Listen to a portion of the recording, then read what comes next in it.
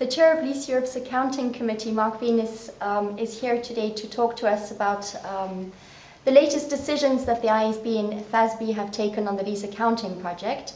Mark, the boards started their redeliberations on lease accounting in earnest in March. Can you tell us a little bit about the outcome of their decisions and where you think this will take us? Yes, of course, Jacqueline.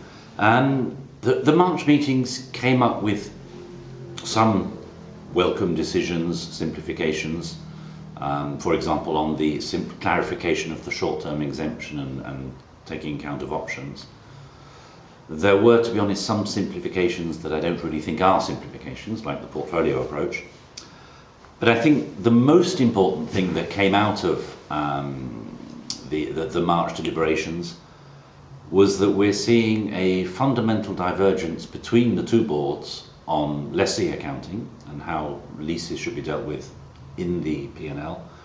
And also something which is important, which is a decision by both boards to leave lessor accounting largely unchanged. And what do these two things mean? I think the first one, the divergence on lessee accounting, means that the two boards don't actually agree on what the lessee is actually doing. The FASB is saying that some portion of lessees are simply paying for usage as they consume it, and therefore should see a straight line charge to their P&L. The IASB, on the other hand, is taking a different view and saying that all leases constitute the purchase of something, a right of use, and therefore give rise to payments of interest and capital in the P&L. So not at all the same P&L shape. The FASB have made, actually, and maybe that's one of the most positive things about the meeting, a major step forward in that they've decided to adopt the lease classification that is currently in IAS 17. So just to distinguish between operating leases and finance leases and remove the bright lines, which were probably one of the biggest weaknesses of their current FAS 13 accounting standard. So that's positive. I think what the FASB need to do now is for those which are classified as operating leases to really try and reconcile their position on the P&L, which I think is right, with their position on the balance sheet. If you're paying for usage as you consume it, you're not taking on debt, you don't need to have a liability on the balance sheet. The IASB is persisting in its somewhat purist view that everything that's a lease is financing and therefore contains capital and interest. And I think the job that they need to do is to work, and we've been saying this virtually since the beginning of the project, they have to work on the line between leases and service contracts and where it's drawn. Now that's something which is quite hard to do at that end of the spectrum of operations which are leases. We all know that some leases are akin to purchases, but it's at the other end when you are into leases that contain a significant amount of service and that are just usage contracts. How do you draw the line between a lease and a service contract? We know that's difficult. It's been one of the things that the boards have struggled with for the last 6 to 8 years even. And we think that that just shows that the Lease Europe position of saying we should keep the IAS 17 accounting standard and classification, to which FASB has now moved, is probably the best way forward. What else do the decisions taken in March mean? The second important thing is leaving lessor accounting unchanged. That actually seems to us to be completely inconsistent with introducing the notion of a right of use.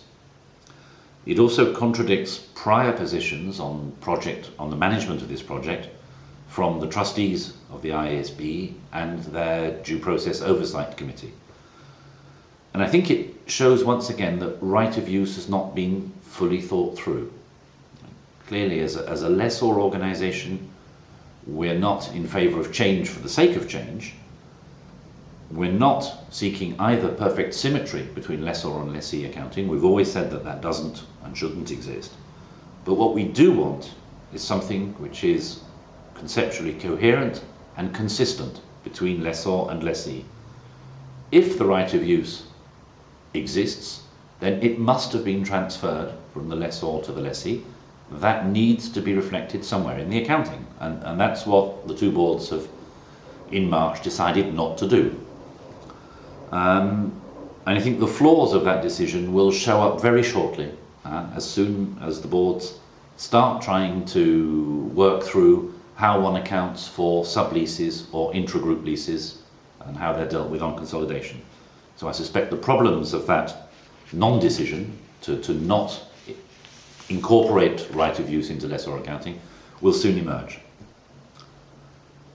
So what can we draw from all of that?